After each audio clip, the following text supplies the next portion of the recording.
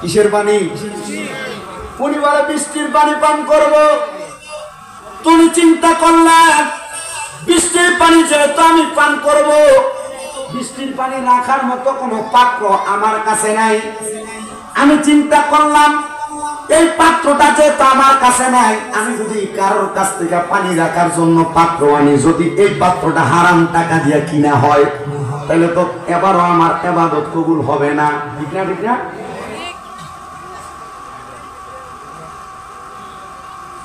উনি বলেন আমি যেই নামাজের মুসল্লাটা বিছিয়ে নামাজ আদায় করতাম,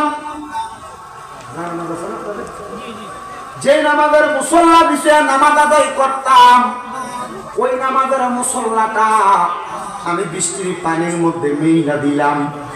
বৃষ্টির পানি পড়তে পড়তে আমার মুসল্লাটা ভরপুর হয়ে গেছে। ওই মুসল্লাটাইটা আমি চাইপা 2 দিন পর্যন্ত পানি পান করছি। এরপরে আমার এলাকায় আর বৃষ্টি হইতেছে না। এবার আমি একটানা 5 দিন পর্যন্ত ক্ষুধার্ত। কয়দিন? 5 দিন পর্যন্ত কোনো খাবার আমি খাই না। যখন আমি এমন ক্ষুধার্ত 5 দিন খাবার খাই না, আমি চিন্তা করলাম নবীদের দুরূদ পড়লে তো আল্লাহ তাআলা বরকত দান করে। আমি দুরূদ শরীফ পড়তে লাগলাম। পড়তে পড়তে আমি আমার ঘরের ভিতরে ঘুমায় গেলাম। ঘুমানোর পরে রে বাবারা, আমি হঠাৎ করে দেখলাম আমার ঘরের মধ্যে নূরের আলো ঝলমল ঝলমল করতেছে। আমি আমার ঘরের দিকে তাকাইলাম, দেখলাম আমার ঘরের মধ্যে এমন একজন ব্যক্তি আগমন করছে, যিনি হইল ইসলামের 4র্থ খলিফা, যার নাম হইল হযরতে আলী রাদিয়াল্লাহু তাআলা আনহু। উনি আমার ঘরে আইসা আমার ডাক দেয়, এরে আল্লাহর বান্দা, তুমি তো 5 দিন পর্যন্ত কোনো খাবার খাও নাই, তাড়াতাড়ি ঘুম থেকে ওঠো। তুমি তাড়াতাড়ি ঘুম থেকে ওঠো। বলে কারণ কি? বলে ঘুম থেকে ওইটা আমার নবী তোমার ঘরের মধ্যে হাজির হয়েছে, তুমি আমার নবীর সালাম দাও। উনি বলেন আমি ঘুম থেকে যখন জাগ্রত হইলাম, আমি জিজ্ঞাসা করলাম, হে হযরত আলী, ওই আমার নবীর তো আমি দেখি না। উনি বলে তুমি তোমার দরজার দিকে তাকাও। বলে আমি তাকে দেখলাম আমার নবী রহমাতাল লিল আলামিন নবী মাঝখান দিয়ে হাঁটতেছে। নবীর ডান দিকে নবীর কলিজার টুকরা সাহাবী হযরত আবু বকর সিদ্দিক রাদিয়াল্লাহু তাআলা আনহু, নবীর বাম দিকে নবীর কলিজার টুকরা সাহাবী হযরত ওমর রাদিয়াল্লাহু তাআলা আনহু, নবীর পেছনে পেছনে নবীর কলিজার টুকরা সাহাবী হযরত উসমান রাদিয়াল্লাহু তাআলা আনহু আমার সামনে আসছে। আর আমার ডাক দিয়া কয়, পাগলা, হারাম খাবার খাওয়ার কারণে তোমার ইবাদত কবুল হয় না, এই জন্য এখন তুমি কোনো হারাম খাবার খাও না।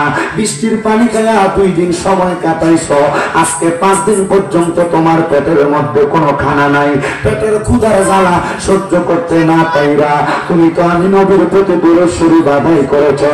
পাগলা রে, আমি নবীর সামনে আয়।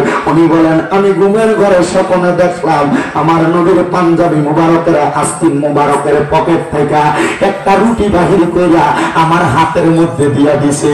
আর আমার বলতেছে, রে আমার আসে, তুমি ওই রুটিটা খাও, আমি নবী তোমার রুটি খাবার দেখবো। উনি বলেন আমি রুটিটা খাইতে লাগলাম। অর্ধেক রুটি খাওয়ার পরে আমি দেখলাম আমার ঘুমটা ভাঙ্গা গেছে। আমি মনে করলাম হয়তো এটা আমার স্বপ্নই রয়ে গেছে, কিন্তু আমি যে স্বপ্নে দেখছি আমার নবী আমার হাতের মধ্যে একটা রুটি দিয়া আমার বসে খাওয়ার জন্য আমি অর্ধেক রুটি খাইছি।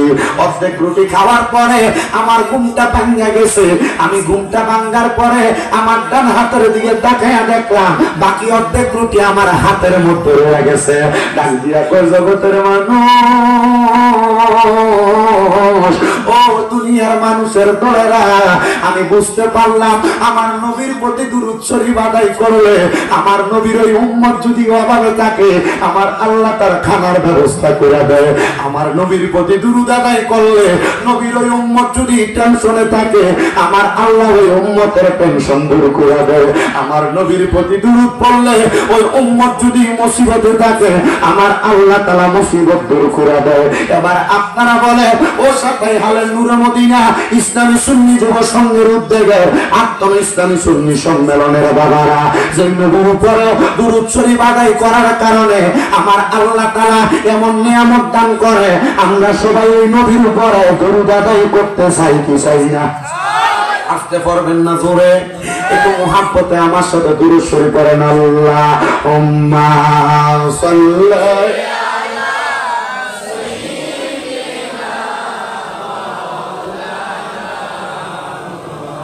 وعلى آل سيدنا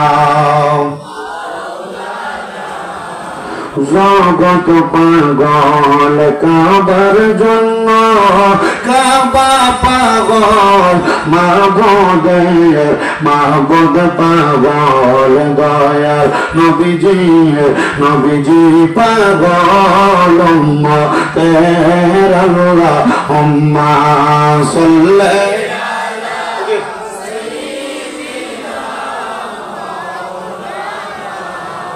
محمد وعلى آل سيدنا لا إله إلا الله لا إله لا إله إلا الله لا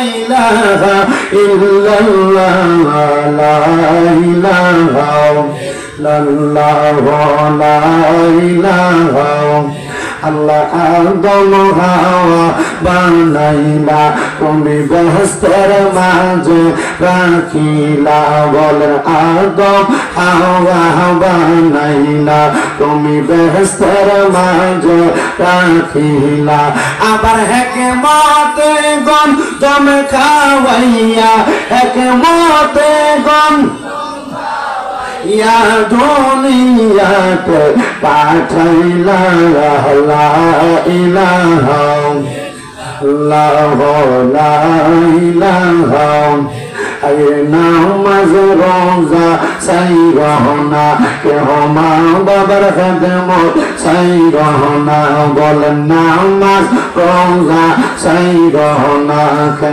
মা বাবার খেদমত সাই রহনা আমার নবীর দরুদ হইল না আমার নবীও তোমায় ভুলবে না লা ইলাহা ইল্লাল্লাহ লা ইলাহা আরে অনেক দূরে মদিনা আরে যার নাই কোনো তুলনা ও সাতাই হালের মানুষ ওই মদিনা আমরা যাইতে চাই কি চাই না? আরে আমার দিকে তাকাইলে বুঝো আমার মাথার মধ্যে ভরা চুল ছিল বাবরি চুল আমি আমার নবীর রওজা মুবারকে জিয়ারত করে আসছি বেশি দিন হয় না মক্কা শরীফ মদিনা শরীফ আল্লাহর বাড়ি নবীর বাড়ি দেখে আসছি খোদার কসম রে ওই মদিনা শরীফ দেখলে তোমার মনে বড় শান্তি লাগবে বড় আবেগ লাগবে মনটার ভিতরে বড় শান্তি পাইবা কারণ ওই মদিনা দেখলে আশেক চোখের পানি ধরে রাখতে পারে না এই সাতাই হাল মসজিদের ভিতরে কত অত নামাজ পড়ছেন আমার দাড়ি পাকা বাবারা কিন্তু জানেন মদিনা শরীফের মসজিদে নববীর ভিতরে নামাজ আদায় করলে অন্তরটার ভিতরে কত শান্তি পাওয়া যায় বলে হুজুর কেন জানো নবীজি রহমতের নবী ওই মদিনা শরীফের কোন জায়গায় জানি নামাজ পড়ছে তুমি যখন সেজদা দিবা মনে মনে চিন্তা করবা না জানি আমার নবী এই জায়গাটার ভিতরে সেজদা দিছে মুসলমান আল্লাহর কাবা ঘরের কালো গিলাপটার দিকে তাকায় তাকায় যখন তুমি কানবা আল্লাহর কাবা ঘরের কালো গিলাপটার দিকে তাকায় তাকায় যখন নামাজ পড়বা সাতাই হালের মসজিদে নামাজ পড়তে একরকম লাগে কিন্তু আল্লাহর কাবা ঘরের সামনে দাঁড়ায় দাঁড়ায় নামাজ পড়তে আরেক রকম লাগে হুজুর কেন কারণ ওই কাবা ঘরটা তো মুসলমানের আবেগের জায়গা মুসলমানের মায়ার জায়গা মুসলমানের মোহাব্বতের জায়গা জিজ্ঞাসা করে দেখো তোমরা এলাকার কেউ যদি ওই কাবা ঘরে যায় থাকে, তোমরা এলাকার কেউ যদি ওই মদিনা শরীফ যায় থাকে, ওই কাবা ঘরের পাশে হাজরে আসওয়াদ নামক একটা পাথর আছে রে বাবা, ওই পাথরটার ভিতরে চুমা দেওয়ার জন্য পাগলে আশিকে রাসূলরা কত কান্নাকারি করে, কত পারাপারি করে। সবার নসিবের ভিতরে পাথরে চুমা দেওয়া সম্ভব হয় না। কত মানুষ আল্লাহর কাবা ঘরের দরজাটা ধরার জন্য আমি দেখছি একজনের উপর দিয়ে আরেকজন লাফায়া লাফায়া যায়। আমি চিন্তা করলাম কারণটা কি জানো? আল্লাহর কাবা ঘরটার সামনে গেলে, আল্লাহর কাবা ঘরের দরজার মধ্যে ধইরা দোয়া করলে আমার আল্লাহ তাআলা দোয়া কবুল করে। সাতাই হালের কত মানুষের কোটি টাকার বাড়ি, বিল্ডিং, একতলা দুইতলা। সাতাই হালের কত মার 2-3 বড়ি 4-5 বড়ি স্বর্ণের অভাব নাই। হায়রে তোমার জায়গা সম্পত্তি সব তোমার দুনিয়াতে পইরা থাকবে, সন্তানরে দিয়া যাইবা, তোমার সন্তান তার মতো কইরা ব্যবহার করবে। যদি জায়গা সম্পদ বেশি থাকে 1-2 শতক জায়গা বিক্রি কইরা মনে মনে নিয়ত করো তুমি এই বছরই মক্কা মদিনা যাইবা। হুজুর কেন? কারণ তোমার টাকা পয়সা বাড়ি গাড়ি ধন সম্পত্তি সব পরে থাকবে, কিন্তু আমার নবীজির রওজা মুবারক যদি একবার জিয়ারত করতে পারো রে, আমার নবী কয় মানজারা কবরি ওয়াজাবাত লাহু শাফাআতি ইয়াউমাল কিয়ামা। কেউ যদি আমি নবীর রওজা মুবারক একবার জিয়ারত করলো, ওই ব্যক্তির জন্য সুপারিশ করা আমি নবীর ওয়াজিব হয়ে যায়। ওই নবীর রওজা জিয়ারত করলে আমার আল্লাহ তাআলা তোমার জন্য জান্নাত নির্ধারণ করব। সাতাই হালের মানুষ, ও সাতাই হালের মা বোনেরা গো, যদি তোমার 2-3 ভরি স্বর্ণ থাকে, তোমার মেয়ের বিয়ের সময় স্বর্ণগুলা মাইয়ারে দিয়া দেওয়া লাগবে। ছেলের বিয়ার পরে ওই স্বর্ণগুলা তুমি তোমার ছেলের বউরে দিয়া দিবা। আমি তোমার কাছে আবদার জানাই, তোমার স্বামী যদি বিদেশে থাকে স্বামীর কাছে স্বর্ণ গয়না চাইও না। কইবা স্বামী আমার স্বর্ণ গয়না লাগবে না, আমারে একবার মরণের আগে মক্কা মদিনা দেখাইয়েন। কত বিয়ার ভিতরে মোহরানা হয় যে 5 লাখ টাকা, 6 লাখ টাকা, 10 লাখ টাকা। যে মাইয়ারা সালা, ওই মাইয়ারা জামাইয়ের কাছে মোহরানা চায় না। ওই মাইয়ারা ডাক দিয়ে কই স্বামী গো, যেহেতু আপনি আমার স্বামী, আমারে মোহরানা দেওয়া লাগবে না, আমারে আপনি বিয়ার মোহরানা হিসেবে আমারে মক্কা মদিনা নিয়ে ঘুরে আইনেন। আরে কত বালা কাম জাননি। আমরা যেই নবীর সন্তান, আদম নবীর সন্তান। আমরা আদি পিতার নাম তো আদম সফিউল্লাহ। ওই আদম নবীর বিয়ার ভিতরে বিয়ার মোহরানা হয়েছে লা ইলাহা ইল্লাল্লাহু মুহাম্মাদুর রাসূলুল্লাহ। ওই কালেমা শরীফ হয়েছে আদম নবীর বিয়ার মোহরানা। ও বন্ধুরে, এই জন্য টাকা পয়সা দুনিয়াতে না রাইখা দিয়া একটু মক্কা মদিনা যাইবার লাগে নিয়ত করেন। বিশেষ করে আমি আমার যুবক ভাইদেরকে বলবো, এই আমার নবীগঞ্জের যুবকেরা কক্সবাজার ট্যুরে যাওয়ার জন্য 10,000 টাকা 15,000 টাকা তুমি বাজেট করো না রে না। কক্সবাজার ট্যুরে যাইয়া তুমি তোমার টাকা পয়সা গুলা ব্যয় করে আসবা। নিয়ত করো বিয়ার আগে কক্সবাজার যাইবা না, এখন থেকে মাসে মাসে কিছু কিছু করে টাকা জমাইবা। বিবাহ করে প্রয়োজনে নিজের বউরে নিয়ে তুমি মক্কা মদিনা যাইবা। শরীরে শক্তি থাকতে নিয়ত করেন, কারণ অনেক বুড়া মানুষকে দেখছি আল্লাহর কাবা ঘরের সামনে যাইয়া, আল্লাহর কাবা ঘরে হাতরে পদে সুমা দিতে যাইয়া মানুষের চাপা খেয়া মইরা গেছে। অনেক মানুষকে দেখছি, অনেক মুরব্বী বাবারা কাবা ঘর তাওয়াফ করতে করতে কাবা ঘরের সামনে তারা বেহুশ হয়ে পড়ে গেছে। যুবক রে, ও বয়স্ক বাবারা, শরীরে এখনো যদি শক্তি থাকে মক্কা মদিনা যাইবার লাগে নিয়ত করেন। এই সম্পদ টাকা পয়সা সব কইনা থাকবে। এই সাতাই গালের এই মাহফিলের পাশে কবরস্থান আসেনি, এই কবরের মধ্যে যারা শুয়ে রয়েছে এরা তো অনেকে সম্ভব হয় না মক্কা মদিনা যাওয়া। আমি খবর পাইলাম যে করে আমরা খাওয়াইলো, ওই ঘরের সদস্য নাকি হজ করতে দেয়া মক্কা মদিনার সৌদি আরবে মারা গেছে।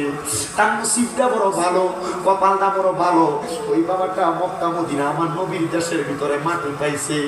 আল্লাহ, আমরা সম্পদ টাকা পয়সা আপনি কি দিতেন আমরা জানি না, তবে আপনার কাছে ফরিয়াদ আমাদেরকে মক্কা মদিনা না দেখে মরণের ডাক দিয়েন না। এই জান্নাতের মদিনার বাগানের মানুষ, আপনারা বলেন আমরা সবাই ওই মদিনা যাইতে চাই কি চাই না? কারা কারা যাইতে চাই ডান হাত তুলে আমার আল্লাহকে দেখায়। তোকের একটা জোরে থাকবে তো জোরে।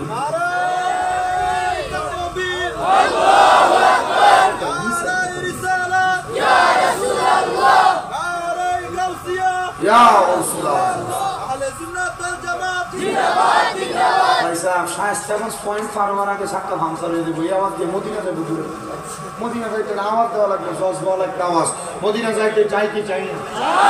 হাত সোজা করে দেখান, চাই কি চাই না?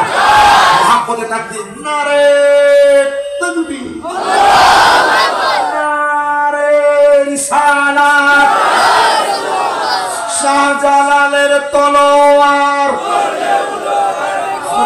মারহাবা। মদিনা যাইতে চাই কি চাই না? মহাব্বতের আওয়াজে আমার সাথে জোরে জোরে পড়েন, ওরে দয়াল আল্লাহ দয়া করেন, দয়া রেন নসিব করেন মদিনা। লা ইলাহা ইল্লাল্লাহ, লা ইলাহা ইলাহা ইল্লাল্লাহ মুহাম্মাদুর রাসূলুল্লাহ সাল্লাল্লাহু আলাইহি ওয়াসাল্লাম। আমার যুবক বাবারা, মুরব্বি বাবারা, পর্দার অন্তরালের মা বোনেরা, আজকের মাহফিলে আমরা যারা বসলাম তাবারুকের জন্য বসি নাই, যদিও মাহফিল কমিটি আপনাদের জন্য তাবারুকের ব্যবস্থা করেছে। মনে রাখবেন এই মজলিসের মধ্যে সবচাইতে বড় গুনাহগার আমি আমাকে স্বীকার করলাম, সবচাইতে বেশি গুনাহ আমার। আপনারা সবচাইতে ভালো মানুষ, আমি স্বীকার কইরা আমি আমার আল্লাহর কাছে বললাম, আল্লাহ আমার গুনার কারণে আমি জাহান্নামে যাব, তবে আপনি আল্লাহ তো রহিম, আপনি আল্লাহ তো রহমান, আমার গুনাহগুলা মানুষের কাছে আপনি প্রকাশ করেন নাই, গোপন করে রাখছেন। আল্লাহ এই সাতাই গালের মানুষ যদি আমার গুনাহগুলা দেখতো, তবে তারা আমার এই এলাকার মধ্যে ঢুকতে দিত না। কথা কোন ঠিক কিনা? চিন্তা করেন দাঁড়ি কথা মুরব্বী বাবারা, আপনার জীবনের গুনাহ যদি আপনার সন্তান দেখতো, আপনার বাবা কইয়া পরিচয় দিত না। এ যুবক, লুকে লুকে গুনাহ করছো, গোপনে গোপনে গুনাহ করছো, তোমার গুনার খবর তোমার মা জানে না, তোমার বাবা জানে না, বন্ধু বান্ধব জানে না। যদি জানতো তোমার বন্ধু বান্ধব কইয়া পরিচয় দিত না। আল্লাহর দরবারে লাখ লাখ শুকরিয়া যে আল্লাহ পাক রব্বুল আলামিন আমাদেরকে জীবনের গুনাহগুলা গোপন করে রাখছে।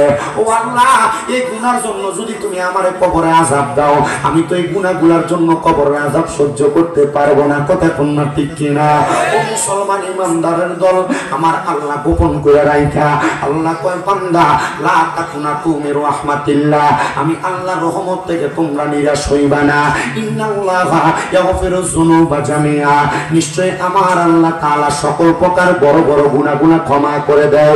ইন্নাহু হুয়াল গফুরুর রহিম, নিশ্চয় তিনি আল্লাহ যিনি ক্ষমাশীল এবং দয়ালু। ওই আল্লাহ যেহেতু জীবনের গুনাহগুলো মাফ করে, আসেন না মুহাব্বতের আওয়াজে ওই আল্লাহ তাআলার একটু স্নেহাতের জিকির করি। আল্লাহ আল্লাহ আল্লাহ আল্লাহ আল্লাহ আল্লাহ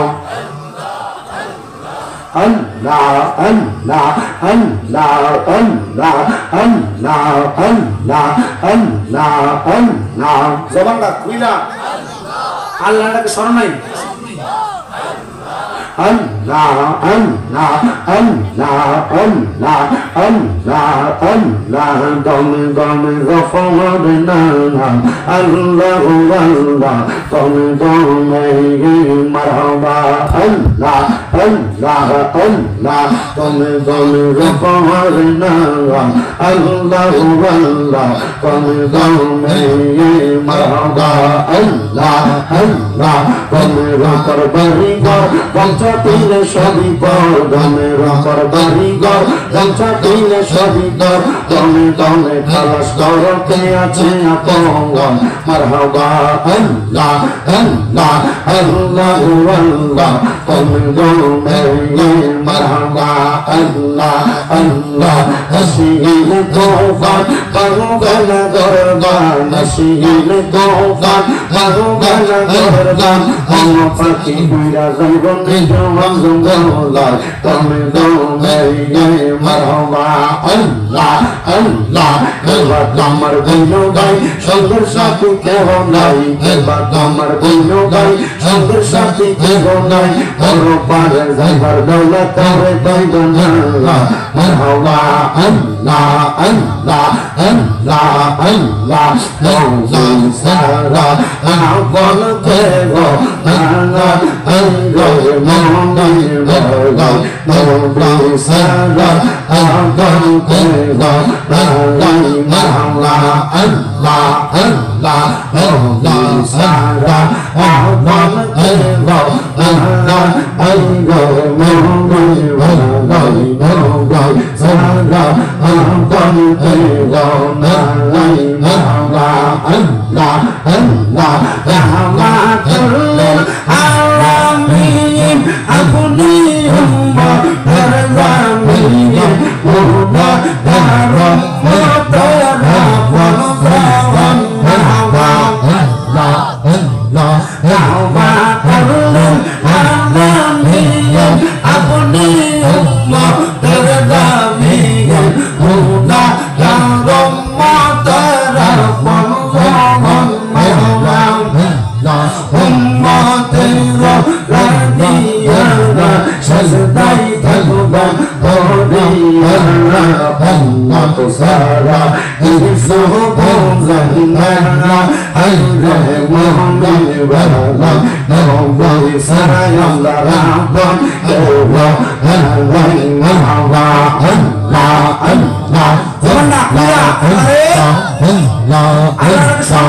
আল্লাহ আল্লাহ আল্লাহ আল্লাহ ইয়া রাব্বি হাবলি উম্মতি হামদাল দয়া নবী জিনা রাহমাত হামদাল মুজিনা মারহাবা আল্লাহ আল্লাহ রাদিয়ানা হামদাল নবী সাজদাই থাকবা শরবা উম্মত মাহানা আইদা মোহাম্মদ বালা নবী সারা আল্লাহ রাহমান দেওয়া আল্লাহ মারহাবা আল্লাহ আল্লাহ আল্লাহ আল্লাহ আল্লাহ আল্লাহ আল্লাহ আল্লাহ সালাম পাতা বড় আল্লাহ হরে সাজদি দায়ার গোসল দেব বড়ই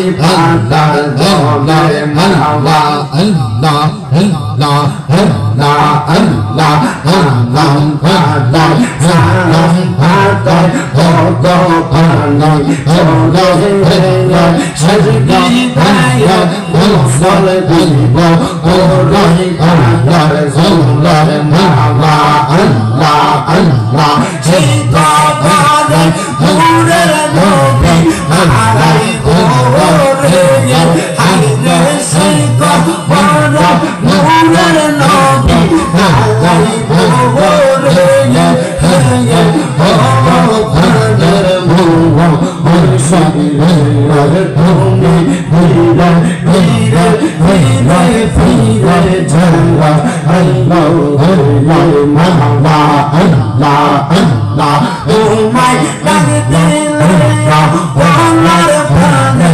জ্বালাই ওরে তোমায় ডাকতে লাগা সেটার প্রাণে জ্বালাই ওরে ও ভান্ডার মুওয়া মুরশিদে তুমি ধীরে ধীরে ধীরে ধীরে চলা আল্লাহ আল্লাহ মারহাবা আল্লাহ আল্লাহ আল্লাহ আল্লাহ আল্লাহ আল্লাহ আল্লাহ আল্লাহ আল্লাহ আল্লাহ করে নামাই দিয়া দিব আমার ফাদাই মারহাবা আল্লাহ আল্লাহ আল্লাহ আল্লাহ সেটা করে মায়ার নবী আলাই বরে আইরে সেটা করে মায়ার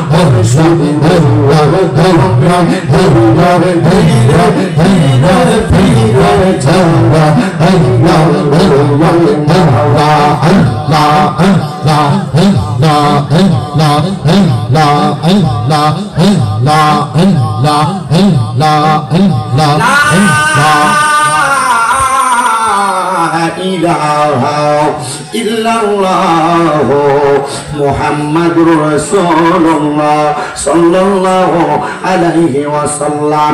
মুহাব্বতের আওয়াজে জবান খুলে উচ্চ কণ্ঠে জোরে পড়ি আলহামদুলিল্লাহ। জবান খুলে জোরে পড়ি আলহামদুলিল্লাহ। আমার ভাইরা বাবারা, আর ডাইনে বামে যাব না, আমি ধারাবাহিকভাবে আপনাদের কাছে বয়ানটা শেষ করে দিয়ে চলে যাব। আমি অল্প কিছুক্ষণ সময় আপনাদেরকে কষ্ট দিতে এখানে বসেছি। আমি আল্লাহ তাআলার কালামে হাকিম কোরআনুল কারীম থেকে একটা আয়াতে কারিমা তেলাওয়াত করেছি, যে আয়াতে কারিমাটা আপনারা মাঝে মাঝে তেলাওয়াত করে থাকেন।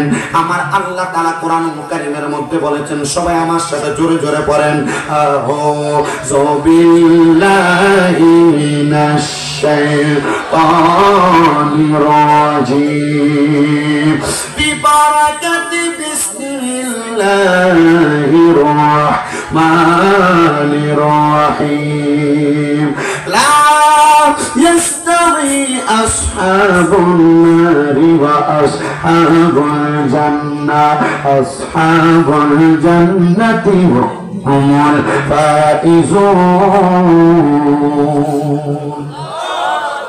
আল্লাহু আকবার। আমাদের তো আসতে ও মুসলমান, আল্লাহু আকবার আওয়াজ দাও তো আসতে দাও। মুসলমান এখনো কি একবার চিন্তা করলা না, মুসলমানের ইসলামটাকে রক্ষা করার জন্য আমরা খুঁজি কিন্তু আল্লাহু আকবার কথা কোন ঠিক কিনা? কেমনে তাকে দেখো ওই দুর্গমিন্দ মাস্টার রাজপ্রাসাদ থেকে শাহজালাল আমি আল্লাহ করে তৈরি দিয়া গাছের প্রিন্সিপাল তালার আকানের মাধ্যমে ধ্বংস করে দিছে কথা কোন ঠিক কিনা? ভারতের দাদা বাবুরা বাঙালি মানুষটার হুমকি দিতেছে, হিন্দুরা উস্কানি দিতেছে। আর ওই হিন্দুরা উস্কানি পাইয়া ইসকন নামক উগ্রবাদী সংগঠন বাংলাদেশের চট্টগ্রামের আদালত পাড়ায় একজন উকিলে পর্যন্ত তারা কোবায়া মারছে কথা কোন ঠিক কিনা? আন্দোলন করতে যায় বাংলাদেশের মসজিদের ভিতর আঘাত করছে। আমরা আজকের মাহফিল থেকে বাংলাদেশের সম্মানিত উপদেষ্টা ডক্টর মোহাম্মদ ইউনূসের কাছে আমরা একটা আবেদন জানাইতে চাই।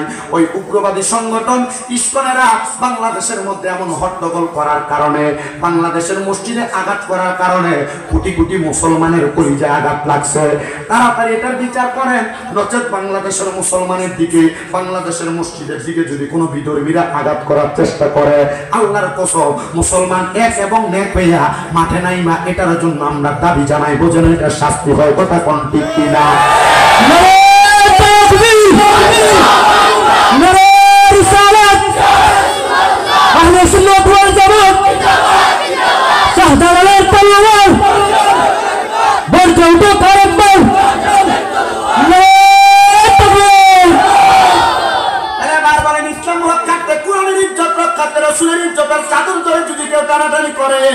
আমরা মুসলমান রাসূলের ইজ্জতের চাদর রক্ষা করার জন্য, কোরআনের আইনকে বাস্তবায়ন করার জন্য আমরা মুসলমান এক থাকার দরকার আছে না না? মুহাব্বতের আওয়াজ বলার দরকার আছে না না? নূরে মদিনা ইসলামী সুন্নি যুব সংঘের ভাইরা সহ আপনারা যারা জান্নাতের বাগান মাহফিলে বসলেন, মুহাব্বতের আওয়াজে আমার সাথে আমার কয়েকটা কথার জবাব দিবেন। আপনারা বলেন আমরা সবাই কার বান্দা? বলেন আমরা কার বান্দা? আল্লাহর বান্দারা আল্লাহর কোরআন তেলাওয়াত করলে লাভ আছে না নাই? আমি আপনাদের কাছে কোরআন তেলাওয়াত করে আমি এই আয়াতে কারিমার সার্বজনীন একটা ব্যাখ্যামূলক বক্তব্য আপনাদের কাছে আমি উপহার দিতে চাই।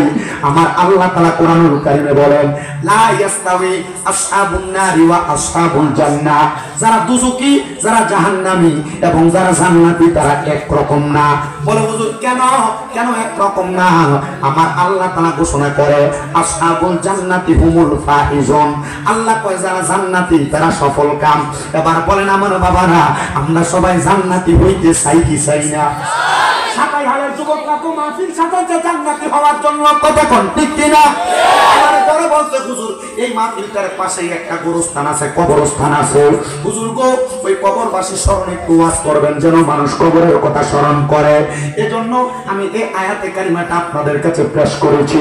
এই আয়াতে কারিমার তাফসীর করতে গিয়ে আল্লামা জালালউদ্দিন সুয়ুতী রাহমাতুল্লাহ আলাইহি ওনারা তাফসীরে জালালাইন শরীফের মধ্যে একটা সুন্দর কথা উল্লেখ করেছেন। হে জগতের মানুষ, তোমরা যদি দুনিয়ার জমিনের মধ্যে আল্লাহর জাহান্নামে ভয় কইরা জান্নাতকে মায়া কইরা তোমরা যখন ইবাদত করবা, ওই ইবাদতটা আমার আল্লাহর কাছে বিনা লাইসেন্সে কবুল হয়ে যায়। বলে কেন গো, কেন কবুল হয়ে যায়? একবার কি আপনি বলবেন নি? কারণ বান্দা যখন জাহান্নামে ভয় করে, বান্দা জাহান্নামে ভয় করলে নামাজ পড়ে, জাহান্নামে ভয় করলে রোজা রাখে, জাহান্নামে ভয় করলে দুনিয়ার জমিনের ভিতর আল্লাহর ইবাদত বেশি বেশি করে করে। কথা কোন না ঠিক কিনা? যারা জান্নাতে মায়া কইরা ইবাদত করে গো, ওই ইবাদতের মধ্যে তারা বড় মজা পাওয়া যায়। বলে হুজুর ইবাদতের মাধ্যমে কেমন মজা পায়? আল্লামা জালালউদ্দিন সুয়ুতীর লেখা আল খাসাইসুল কুবরা নামক একটা কিতাব আছে। কিতাবটার নাম মনে রাখবেন, আল খাসাইসুল কুবরা। যদি কখনো সুযোগ পান খাসাইসুল কুবরা 2টা খণ্ড কিনবেন, কিনা খাসাইসুল কুবরার প্রথম থেকে শেষ পর্যন্ত পড়বেন। নবীজি কি কি বই লাগেছে জালালউদ্দিন সুয়ুতী এই জায়গার মধ্যে সব লিপিবদ্ধ করেছে। এই খাসাইসুল কুবরার মধ্যে নবীজির প্রখ্যাত সাহাবী ইসলামের প্রথম খলিফা হযরত আবু বকর সিদ্দিক রাদিয়াল্লাহু তাআলা আনহুর মৃত্যুর কথাটা এখানে উল্লেখ করা হয়েছে। জালালউদ্দিন সুয়ুতী রাহমাতুল্লাহ আলাইহি সেখানে লিখতেছেন, জগতের মানুষ যখন নবীজির সাহাবী হযরত আবু বকর সিদ্দিক রাদিয়াল্লাহু তাআলা আনহু ইন্তেকাল করলেন, ইন্তেকাল করার পরে আবু বকর সিদ্দিক রাদিয়াল্লাহু তাআলা আনহুর লাশ মুবারকটা মসজিদে নববীর ভিতরে জানাজার জন্য আনছে। কিসের জন্য? জানাজা দেওয়ার জন্য আনছে। উনি লিখতেছে, ও জগতের মানুষ, আবু বকর সিদ্দিক রাদিয়াল্লাহু তাআলা আনহুর লাশটাকে জানাজার জন্য আইনা যখন সিদ্দিক একবারে জানাজার নামাজ পড়ানো হইল, জানাজার নামাজ পড়ানোর পরে ওই জায়গার মধ্যে অনেক সাহাবায়ে কেরাম উপস্থিত ছিলেন। তার মধ্যে নবীর একটা প্রখ্যাত সাহাবী যার নাম হযরতে তালহা রাদিয়াল্লাহু তাআলা আনহু, উনি বলেন, আমরা আবু বকর সিদ্দিক রাদিয়াল্লাহু তাআলা আনহুর জানাজা পড়ার পরে আমরা চিন্তা করলাম আবু বকর সিদ্দিক রাদিয়াল্লাহু তাআলা আনহুর আমরা কোন জায়গায় মাটি দিব। কিন্তু এখন আমার মনে হইল রহমতের নবী বলছে আমার নবীজির পাশে যেন আবু বকর সিদ্দিককে মাটি দেওয়া হয়।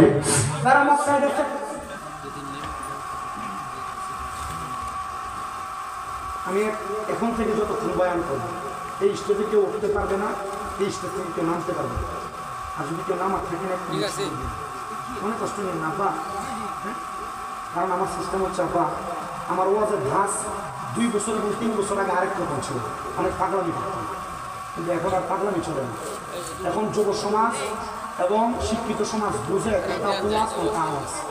আমি যদি এখানে আপনাদেরকে ওয়াজটা করে দিয়া কোনোরকম সব বুদ্ধি বুঝ দিয়ে চলে যায়, আর আমি আপনাদের থেকে হাদিয়া মোকালকে নিয়ে চলে যাই, তখন কিন্তু আমি আপনার কাছে জবাব দেই না, আল্লাহর কাছে জবাব দেবো না। কথা কি বুঝতে পারছেন? আমার কথা হচ্ছে, আমি যতক্ষণ বয়ান করতেছি, যেহেতু খবরের বয়ান করতেছি, এখান থেকে আপনারা কিছু শিখার চেষ্টা করেন। দেখেন, আমি মূর্খ মানুষের জবাব থেকে কিছু শিখতে পারেন কি? আমার পড়ালেখার বয়স বেশি না, মাত্র আমি প্রথম বর্ষ কুমিল্লা ইউনিভার্সিটিতে বাংলায় অনার্স ফাইনাল ইয়ার। আমি চেষ্টা করি আমার এই জ্ঞান দ্বারা, ক্ষুদ্র জ্ঞান দ্বারা মানুষকে কোরআন সুন্নাহর পথে দাওয়াত দেওয়ার জন্য। গতকালকে 2টা মাহফিল করছি, একটা চাঁদপুর, একটা বগুড়া। ওরে আমি চিন্তা করছি রাত্রে আমি চলে আসবো, ওর চিন্তা করলাম কুয়াশা দিয়ে দেওয়া যাবে না, রিক্স। দিনের 12টায় রওনা হচ্ছে, এখানে এসে পৌঁছাইছি প্রায় 6:37 না, সেইটা 6:37 পৌঁছাইছি। এখান থেকে আপনাদের মধ্যে কি বলি, ভবানীপুর যাওয়ার অনেক দূর, আমার তো জানতে হবে, 2-একটা কথা বলতে হবে। আমার বয়স অনুযায়ী আমি পারি না। আপনাদের দোয়া শুধু আমাদের পড়ালেখা না, ওয়াজ মাহফিল আপনাদের দোয়া। এখানে আমার কুমিল্লায় 6টা মাহফিল।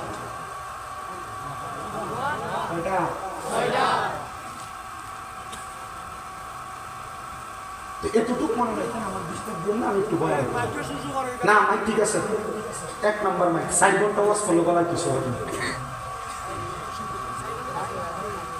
4 ঘন্টা ওয়াজ করছেন আমার বাবা হযরত তালহা রাদিয়াল্লাহু তাআলা আনহু বলেন, উনি বলেন আমরা বুঝতে পারলাম নবী না বলছে আবু বকর সিদ্দিককে নবীর পাশে জায়গা করার জন্য।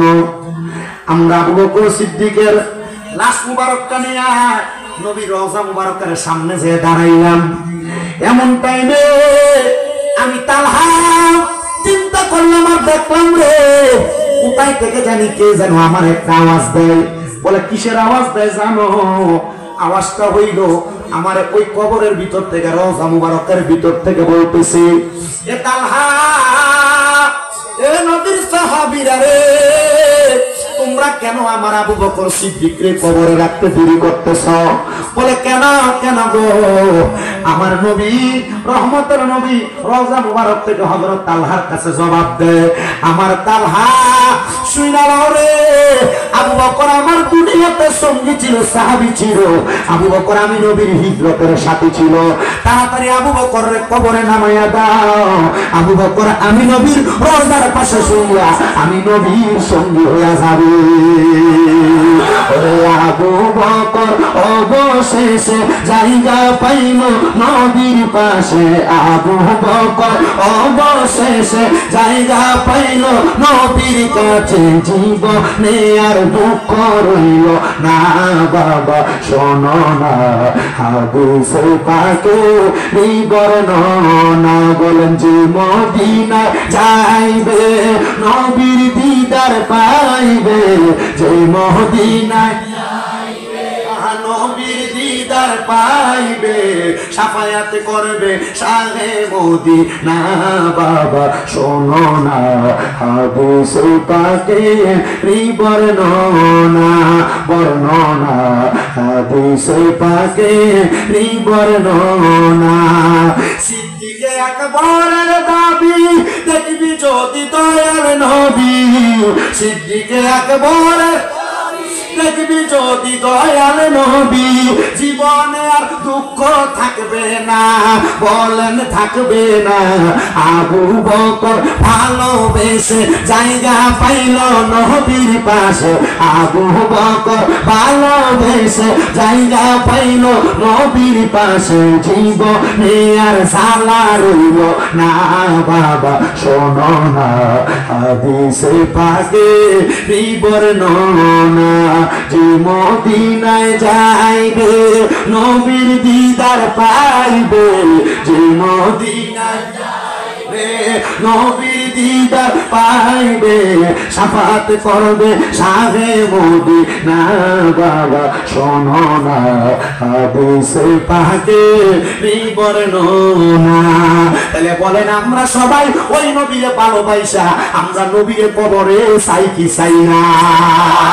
আমার সাতাই হালের বাবারে, ও যুবক বন্ধু, দুনিয়াতে নবী নবী করে কবরে গেলা, ওই কবরে তো তোমার তিনটা প্রশ্ন করা হবে, মান রব্বুকা ওয়া মান দীনুকা। কিন্তু 3 নাম্বার প্রশ্ন করবে ওয়া মান নাবিয়ুকা ওয়া মান হাযার রাসূল।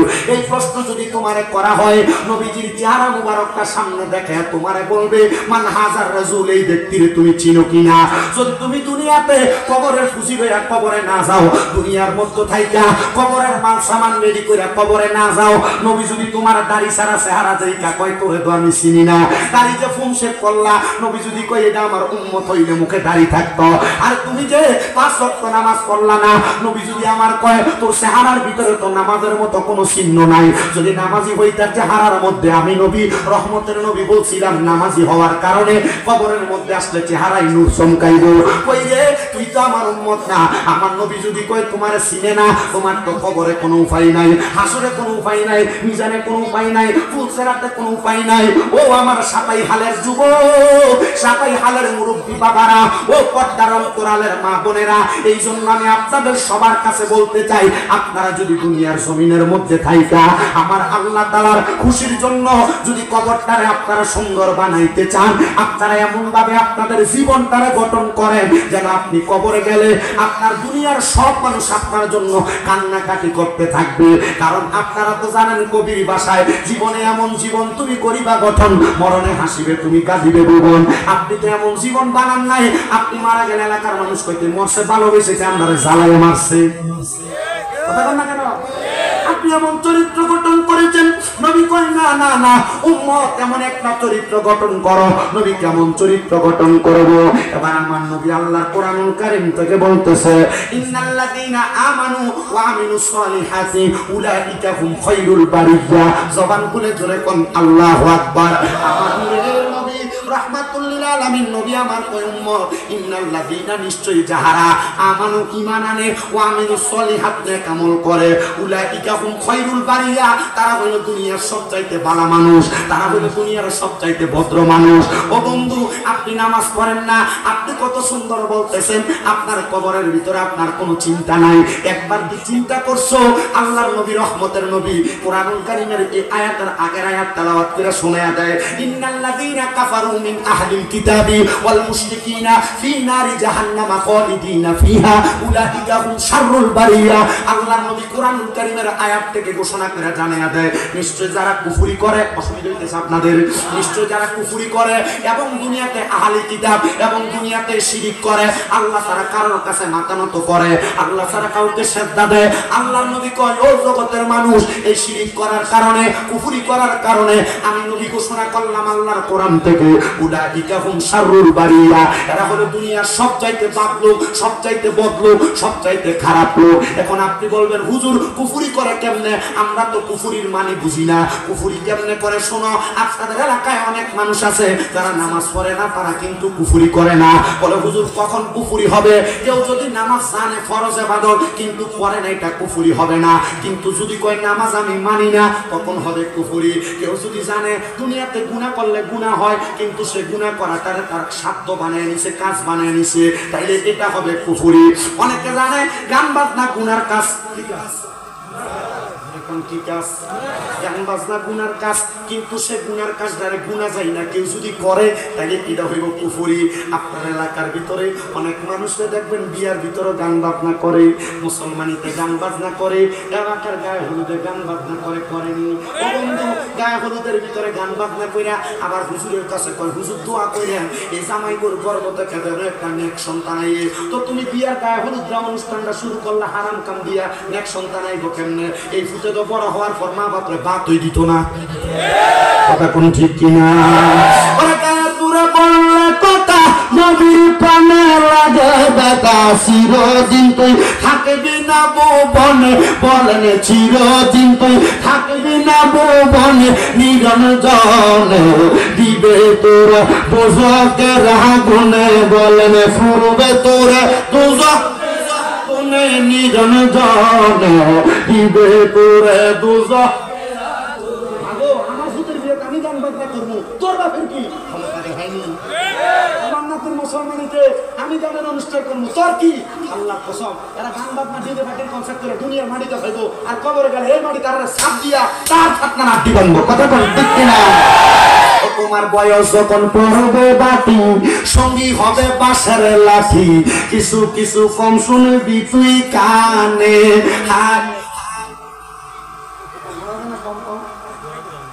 বয়স যখন পড়বে বাটি সঙ্গী হবে বাঁশের লাঠি কিছু কিছু কম শুনবি তুই কানে ওরে বল কমিবে হাতে পায় পেশার মাথা ঘুরায় ছোট অকর দেখবি না নয়নে বলেন ছোট অকর দেখবি না নয়নে নিরঞ্জনে দিবে তোর দোষকের আগুনে বলেন দিবে তোরে গুনে নিরঞ্জনে দিবে তোর দোষকের আগুনে বন্ধুরে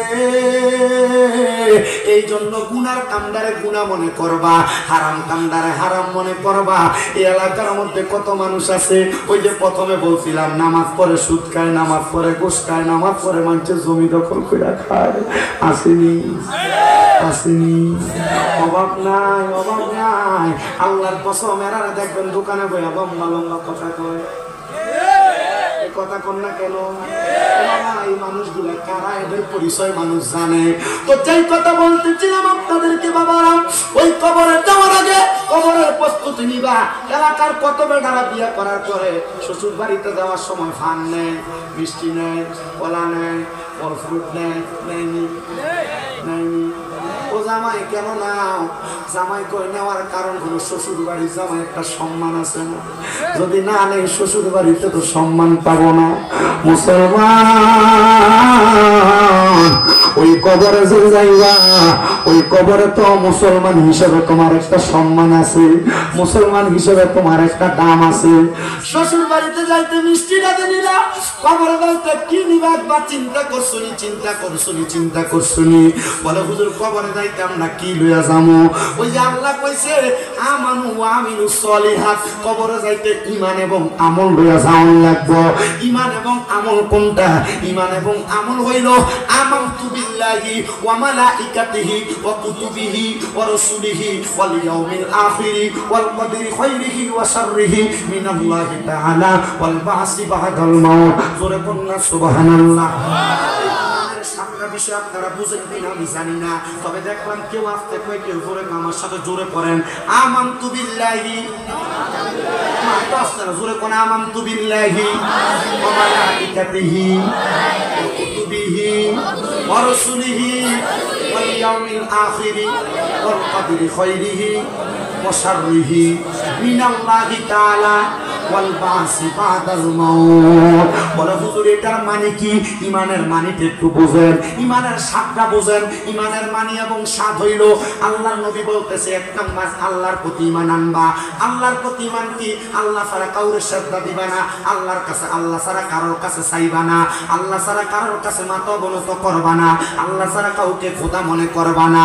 এটা হলো আল্লাহর প্রতি ঈমান। দুই নাম্বার আমানতু বিল্লাহি ওয়া মালাইকাতিহি, ফেরেশতাদের প্রতি ঈমান। তুমি দুনিয়াতে ভালো মন্দ যা করো, তোমার দুই কাঁধের মধ্যে দুইজন ফেরেশতা। দুনিয়া থেকে কবরে যাইবা, মুনকার নাকির নামক দুইজন ফেরেশতা তোমার সকল কিছুর খবরাখবর সম্পর্ক অবজারভেশন করবে। এই ফেরেশতাদের প্রতি ঈমান আনা। ওয়া কুতুবিহি, কিতাবের প্রতি ঈমান আনা। বলে হুজুর কিতাবের প্রতি ঈমান কোনটা? কিতাবের প্রতি ঈমান হইল দুনিয়ার জমিনের ভিতরে আদম নবী থেকে ঈসা নবী পর্যন্ত আল্লাহ তাআলা 160 কিতাব আমাদের নবী পর্যন্ত পাঠাইছে।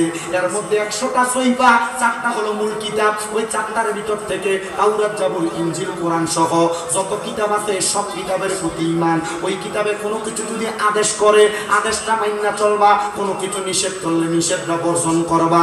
আল্লাহ কোরআন কয় নামাজ পড়ো, মুসলমান নামাজ পড়ে না।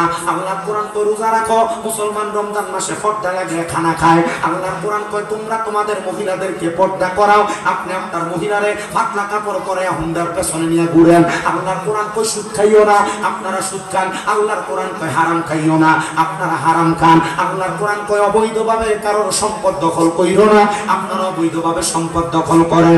আল্লাহর কোরআন কয় ফাহশা কথা কইরো না, তোমরা ফাহশা কথা বলো।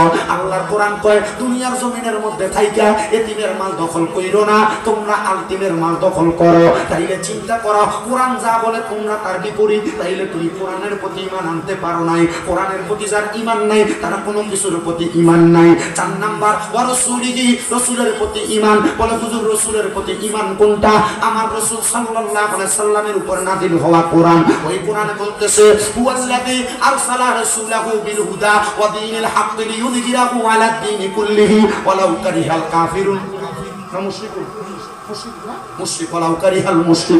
আল্লাহ তাআলা কোরআন বলতেছে হুয়াল্লাযী আরসালা রাসূলাহু, তোমাদের নিকট যেই রাসূল আগমন করেছে, যেই রাসূল এসেছে, যারা এই রাসূলের আগমন করার পরে বিল হুদা, হেদায়েতের বাণী, ওয়া দীনিল হক, সত্য ধর্ম নিয়ে আসার কারণে যারা এই সত্য ধর্মটারে আফওয়াহিহিম, তাদের ফু দ্বারা নিভিয়ে দিতে চায়, তাদের ফু দ্বারা বন্ধ করতে চায়। আল্লাহ কয় এরা কেউ না, এরা হইল মুশরিক, এরা হলো বেঈমান। তাইলে বোঝা গেল ওই রাসূলের হেদায়েতের বাণী মানতে হবে। রাসূলের হেদায়েত হইল নামাজের পথে আসা, কোরআনের পথে আসা, সুন্দর পথে চলাফেরা করা। কিন্তু আপনি তো ওইভাবে চলেন না, তাহলে আপনি রাসূলের প্রতি ঈমান আনেন নাই। তাহলে রাসূলের প্রতি ঈমান আনার দরকার আছে না নাই? এবার হইল 5 নাম্বার ওয়াল ইয়াউমিল আখিরি, আখিরাতের প্রতি ঈমান। বলে হুজুর আখিরাতের প্রতি ঈমান কোনটা? আপনি যে দুনিয়া থেকে মারা যাবেন, আপনার কাফন দিবে, দাফন দিবে, কবরের মধ্যে শোয়াইবে। ওই কবরের মধ্যে শোয়ানোর পরে মুনকার নাকির ফেরেশতা আপনার কবরে প্রশ্ন করবে। কবরের পরে ফুলসিরাত, কবরের পরে হাসর, হাসরের পরে মিজান, মিজানের পরে ফুলসিরাত, ফুলসিরাতের পরে জান্নাত এবং জাহান্নাম। আল্লাহ তাআলা কবরের জিন্দেগিতে আপনার এমন কিছু হিসাবের জায়গা রেডি করে রাখছে, এগুলার প্রতি আপনার ঈমান আনতে হবে। ও মুসলমান, সাতাই গালের বাবা গো, আখিরাতের প্রতি ঈমান কেমনে আনবা জানো? হাসরের ময়দানটা এত কঠিন জায়গা, যেই জায়গার মধ্যে যদি দুনিয়াতে একা গুনাহ কইরা কবরে যাও, ওই কবরের মধ্যে হাসরের ময়দানে যখন উপস্থিত হয়ে যাইবা, সূর্যটা তোমার একবারে মাথার 4 আঙ্গুল কাছাকাছি থাকবে। একটা না, দুইটা না, তিনটা না, 12 সূর্যের তাপ তোমার মাথার উপরে দেওয়া হবে। মগজগুলা টকবক টকবক করে ফুইটা তোমার কানে দিয়া নাকের ছিদ্র দিয়া বের হবে। ওই হাসরের ময়দানে এমন মারাত্মক হবে, হাসরের ময়দানে নিষ্ঠ হবে তামার চাইতে গরম। ও মুসলমান, শুধু তাই না গ্রামের সাগরের মধ্যে কোন মানুষের মাজা পরিমাণ ঘাম থাকবে, কোন মানুষের বুক পরিমাণ ঘাম থাকবে, কোন মানুষ হাসরের ময়দানের মধ্যে সাঁতার কাটতে থাকবে। আল্লাহ, আমরা এমনি কষ্ট পায় মরতে চাই না। আল্লাহর নবী কয়, ওই হাসরের ময়দানকে ভয় কইরা, কবরকে ভয় কইরা তোমরা এমন ভাবে চলাফেরা করবা, দেখবা আমার আল্লাহ তাআলা ওই কবরে যাওয়ার পর জাযাউহুম ইনদা রাব্বিহিম জান্নাতু আদনিন তাজরি মিন তাহতিহাল আনহার, আল আনহার খালিদিনা ফিহা আবাদা রাদিয়াল্লাহু আনহুম ওয়া রাদওয়ান, যালিকা লিমান খাশিয়া রাব্বা। জবানটা ছাইরা দিয়া উচ্চ কণ্ঠে আল্লাহর কোরআনের মুহাব্বতে জুড়ে বলেন আল্লাহু আকবার। আমার আল্লাহ তাআলা কয়, দুনিয়াতে কেউ যদি কবর হাসর মিজান ফুলসিরাতকে ভয় কইরা নামাজ পড়ে, রোজা রাখে, হজ করে, যাকাত দেয়, দান সদকা করে, আমার আল্লাহ তাআলা ওই বান্দাকে একটা জাযা প্রদান করব। ওই জাযাটার নাম হলো জান্নাতুল আদন। ও নবী গো, জান্নাতুল আদনটা দেখতে কেমন আপনি বলেন না? আমার নবী কই, ওই জান্নাতুল আদন দেখতে এমন, তাহতিহাল আনহার, ওই জান্নাতের নিচে দিয়ে একটা নদী প্রবাহিত হবে, নহর প্রবাহিত হবে। নবী গো, নবী গো, নবী গো, ওই নহরের মধ্যে কেমন পানি থাকবে? আমরা তো দুনিয়াতে সাদা মিনারেল ওয়াটার পানি পান করি। আল্লাহ নবী কয়, না রে উম্মত না, ওই নহরের ভিতরে পানি থাকবে 4 প্রকারের পানি। ও নবী গো, কেমন 4 প্রকারের পানি? আপনার কাছে জানতে চাই। আমার নবী রহমতের নবী বলতেছে, 1 নাম্বার থাকবে জান্নাতের সারাবান তাহুরা। ও নবী, সারাবান তাহুরা কারা পান করবে? নবী আমার কয়, যারা কোনোদিন দুনিয়াতে নেশা পান করে নাই, ওই ব্যক্তি সারাবান তাহুরা পান করবে। 2 নাম্বার, ইন্না আতাইনাকাল কাউসার, কাউসারের পানি ওই নদীতে থাকবে। নবী গো, কাউসারের পানি কারা পান করবে? কয়, যারা দুনিয়াতে আল্লাহ নবীরে মুহাব্বত কইরা 5 ওয়াক্ত নামাজ পড়ছে, হারাম কর্মকাণ্ড করে নাই, এরাই কিন্তু দুনিয়ার জমিন থেকে কবরে যাওয়ার পর ওই হাউজে কাউসারের পানি পান করবে। ও নবী গো, জান্নাতের মধ্যে ওই নদীটার ভিতরে আর কেমন পানি থাকবে? আমার নবী কয়, আরেকটা পানি থাকবে, ওইটা হলো জান্নাতের মধু। নবী গো, জান্নাতের মধু কারা পান করবে? আমরা সমাজে অনেক মানুষ মা মারা যাওয়ার পরে বোনকে সম্পদ বুঝিয়ে দেয় না। আমরা সমাজের অনেক মানুষ ছোট ভাই মারা যাওয়ার পর, বড় ভাই মারা যাওয়ার পর ভাই ভাইয়ের সম্পদ বাঁচিয়ে বুঝায় দেয় না, দখল করে খায়। এমন বালা মানুষ সাতাই হালাল এলাকায় আছে না নাই? আল্লাহর নবী কয়, কেউ যদি দুনিয়াতে এমন দখল করে খায়, তাহলে ওই ব্যক্তি কোনোদিন ওই পানি মধু, জান্নাতের মধু পান করতে পারবে না। তাইলে নবী গো, জান্নাতের মধু তো তারা পান করবে যারা দুনিয়াতে কোনোদিন পরের হক মাইরা খায় নাই। ও নবী গো, ওই জান্নাতের মধ্যে আরেক প্রকার পানি কি থাকবে? আমার নবী কয়, জান্নাতের লাবান মানে দুধ থাকবে। নবী গো, জান্নাতের দুধটা কে পান করবে? আমার নবী কয়, কেউ যদি কোনোদিন তার জবান দিয়া মিথ্যা কথা না বলে, জবান দিয়া যদি কোনো মানুষ মিথ্যা কথা না বলে, ফায়সা কথা না বলে, গালিগালাজ না করে, তাইলে ওই ব্যক্তি জান্নাতের দুধ পান করব। আমরা সমাজের মানুষ বন্ধু বন্ধু কত সুন্দর গালি দিয়ে কথা বলে, ভাই ভাইরে গালি দিয়ে কথা বলে, বন্ধু বান্ধব চলার পথে কত গালি দিয়ে কথা বলে, ব্যবসা করতে দিয়ে কত মিশা কথা বলে। আল্লাহর কসম, আমার এই জিনিসটা কিনে হলো 60 টাকা, বেশি লাভ করার লাগে নিজেই কই, এটার দামই তো 80 টাকা, আপনি 10 টাকা লাভ দেন। আল্লাহর কসমে ব্যবসায়ীরা মিথ্যু, এই মিথ্যা কথা বইলা তারা ব্যবসা করে, এই ব্যক্তিও পর্যন্ত জান্নাতের দুধ পান করতে পারবে না। মুসলমান, তাহলে আখিরাতের প্রতি ঈমানের কথা বলতেছিলাম। ওই জান্নাতের মধু যদি পান করতে চাও, জান্নাতের মধু সাধারণ মানুষ পান করবে না, জান্নাতের মধু পান করবে তারা দুনিয়ার জমিনের ভিতরে আল্লাহ রাসূলকে মুহাব্বত কইরা হালাল ভাবে চলাফেরা করবে তারা। আপনি দুনিয়াতে মানুষের জমি দখল করবেন, হারাম খাইবেন, পরের হক মেরে খাইবেন, গালিগালাজ করবেন, মিথ্যা কথা বলবেন, আর বলতেছেন মরার পর আল্লাহ আপনার জান্নাত দিয়ে দেবে, আপনার মামুন বাড়ি কোন কথা কয় না কিনা? আল্লাহ বুঝার তৌফিক দান করুন, জোরে বলো আমিন। এজন্য পাশে মাঝে মাঝে কই, হে রাসূল তোমায় ভালোবাসি, অন্তরে শুধু মুখে না, জান্নাতের আশায় নয় হে রাসূল, জাহান্নাম কেউ ডরি। আপনি মুখ দিয়ে বলছেন নবীজি আপনারা ভালোবাসেন, নবী কইছে হারাম খাইও না, আপনি হারাম বেশি করে নবী বলছে তুমি পরে খাইও না, আপনি এটা আরো বেশি করে। নবী কো মিশা কথা কইও না, আপনি মিশা কথা বেশি করে খাও। আপনি এগুলো কইলে যদি আপনি কোন যে আপনি রাসূলকে ভালোবাসেন, রাসূলকে ভালোবাসেন, নবীকে মিথ্যুক কাজটা এটার মধ্যে দলভুক্ত নয়, এটা আমি নবীর দলের মানুষ। রাসূলের প্রেমী এই উরুসের নাম দিয়ে মানুষ সিধা সিধা আর আপনাদের এই সাইডের ভিতরে কোনো বেশি পিছন দিয়া আপনারা অবশ্য করা, কিন্তু আইয়া গান গাইবে যুব সমাজ একসাথে হয়ে এদেরকে বয়কট করবা, রাজি আছেন না? আর এদের কারণে আহলে সুন্নাত ওয়াল জামাতের বদনাম হচ্ছে। আর আপনারা তারা ঠিক ঠিক কইতাছ, আপনারা আগের কাতারে যা বেরিয়ে কোমল লাগানি দেখার লেগে সারা কথা কয় না কেন? ঠিক কিনা? এগুলো কি জায়েজ কাম না হারাম কাম? এগুলো জানা করে তারা ভঙ্গ, কথা বলেন ঠিক কিনা?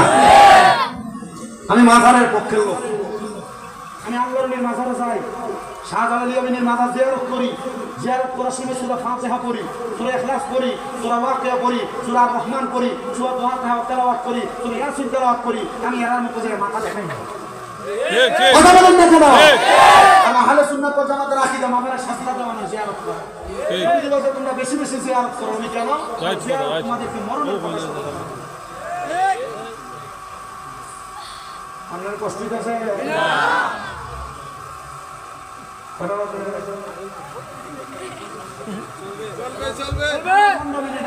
কবুল করো, আপনারা আসেন না আমার লগে? কষ্ট তো আপনারা আসেন না, ইনশাআল্লাহ আল্লাহ তাআলা কবুল করে। আমিন। সবাই দুরূদ শুরু করেন, আল্লাহুম্মা সাল্লি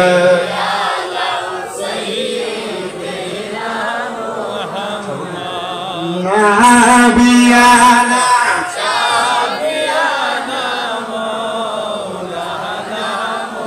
দয়াল নবীর এশকের আগুন লাইগাছে যার কলিজায়, হায়রে প্রাণ ভরিয়া জানাই গো সালাম ওই নবীজির পাকের যায়। আল্লাহুম্মা সাল্লি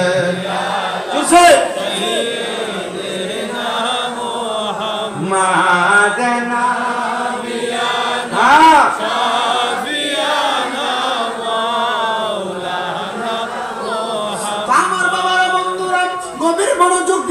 শুনবেন। আলোচনার আয়াতে কারিমার অর্ধেক করছে আল্লাহ কয় তাজরি মিন তাহতিহাল আনহার, ওই জান্নাতে তো সুন্দর নিচে দিয়া নদী প্রবাহিত হইব। নদীর ভিতরে পানি কয় রকমের? কয় রকমের পানি? 1 নাম্বার কাউসারের পানি, 2 নাম্বার সারাবান তাহুরা, 3 নাম্বার জান্নাতের লাবান, 4 নাম্বার জান্নাতের মধু।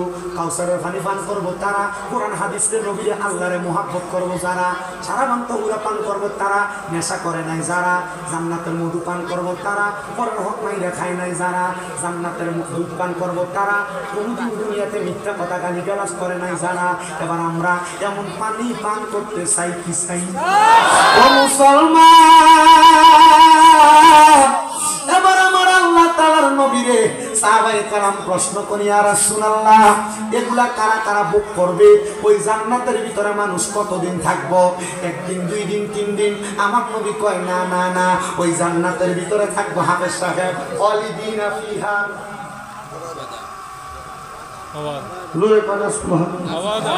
আরে জানা নাই তো হাফেজ সাহেব আছে না, হুজুর আছে না, আমরা ঘুরে ঘুরে কইয়া টুপিওয়ালা সাবরা শুরু শুরু কইবা, কইলে না মাইছি একটু বসতো, এরা চিন্তা করতে হুজুর কইতাছে আমরা শুনতাছি, আমরা কান শুট করি শেষ।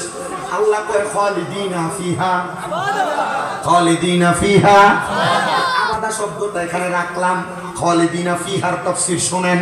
খালিদিনা ফিহা মানে চিরস্থায়ী বাসিন্দা হয়ে জান্নাতে থাকবে। কিন্তু আবাদা শব্দটা কেন?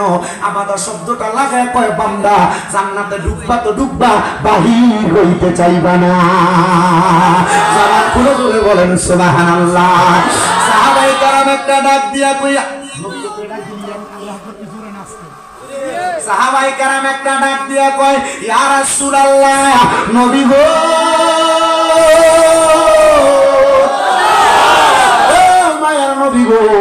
ওই জান্নাত জান্নাতের মধ্যে তারা কতদিন থাকবে? আমার নবী আবার আল্লাহর কোরআন থেকে বলে, নবী গো জান্নাতের মধ্যে কারা থাকবে? আমার নবী কয় রাদিয়াল্লাহু আনহুম ওয়া রাদু আন, যারা দুনিয়াতে আল্লাহরে খুশি করছে, আল্লাহ যারার প্রতি খুশি হইছে, তারাই ওই জান্নাতের ভিতরে থাকবে। আল্লাহ ওই জান্নাতের ভিতরে তারা কারা থাকবে? বলে তারা আল্লাহরে খুশি করছে। ও মুসলমান, আল্লাহরে খুশি করছেন কিনা আপনি নিজে জানেন, আপনার চাইতে বেশি কেউ জানে না। আল্লাহরে কেমনে খুশি করবেন? নামাজ না পড়া আল্লাহরে খুশি করা যাইব না, নামাজ না পড়া রোজা না রাখা আল্লাহরে খুশি করা যাইব না। মুসলমান ও সাতাই হালার বাবারা, তাইলে বোঝা যায় আল্লাহরে খুশি করার জন্য নামাজ লাগবো, রোজা লাগবো, হজ লাগবো, যাকাত লাগবো, দান সদকা লাগবো। সামর্থ্য না থাকলে অসুবিধা নাই, সামর্থ্য যদি থাকে সব ইবাদত করা লাগবো। কথা কন্যা ঠিক কিনা? কিন্তু ঠিক তো মুখ দিয়া কইলা ফজরের নামাজের আজান দেয়, না হেতেল দিয়া ঘুমাও। ফজরের আজানটা দিলে ঘুমটা তখন সাইফা লাগে। কথা কেনা ঠিক কিনা? মুসলমান ও নবীর উম্মতের দলেরা এবার জিজ্ঞাসা করে, আল্লাহরে দুনিয়াতে কারা রাজি খুশি করছে? কয় যালিকা লিমান খাশিয়া রাব্বাহ, যারা দুনিয়াতে আল্লাহরে সবচাইতে বেশি ভয় করছে। আল্লাহরে ভয় করার কারণে আমার আল্লাহ তাআলা তারারে কবুল করে নিছে। ও হুজুর কেমনে গো কেমনে?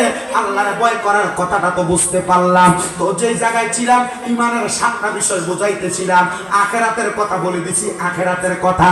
এবার হলো ওয়াল ইয়াউমিল আখিরি ওয়াল কদরি খাইরিহি ওয়া শাররিহি, দুইটা জিনিস কয়টা? ওয়াল কদরি খাইরিহি ওয়া শাররিহি কি? তকদীরের ভালো এবং মন্দের প্রতি বিশ্বাস করা। ভালো এবং আপনার এলাকায় বিল্ডিং এ ঘুমায় এমন মানুষ আছে, এখানে আছেন 2 তলা বিল্ডিং এর মালিকও বসছেন, আবার বেড়ার ঘরের মধ্যে ঘুমায় এমন মানুষও আছে। বেড়ার ঘররা চিন্তা করে, আল্লাহ যদি আমার একটা বিল্ডিং বানানোর তৌফিক দিত।